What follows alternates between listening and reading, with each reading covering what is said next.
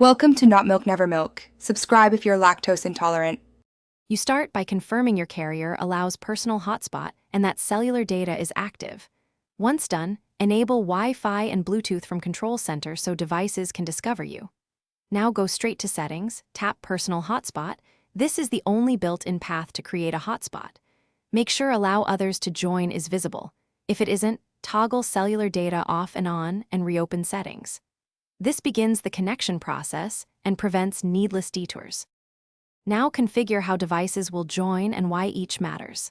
First, set a secure Wi-Fi password and personal hotspot so strangers can't use your data. 8 characters or more is recommended. Next, pick a method.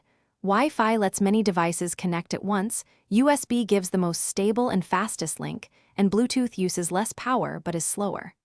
For a USB connection, plug your iPhone into the computer, tap Trust if prompted. Then enable Personal Hotspot, finish by confirming devices are listed under Personal Hotspot and that the blue bar appears at the top of your screen.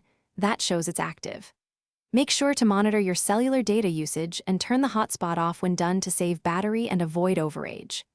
If someone can't join, first toggle Personal Hotspot off and back on, then reboot your iPhone. If that doesn't work, check carrier settings or contact your provider. This single reset flow resolves most issues quickly.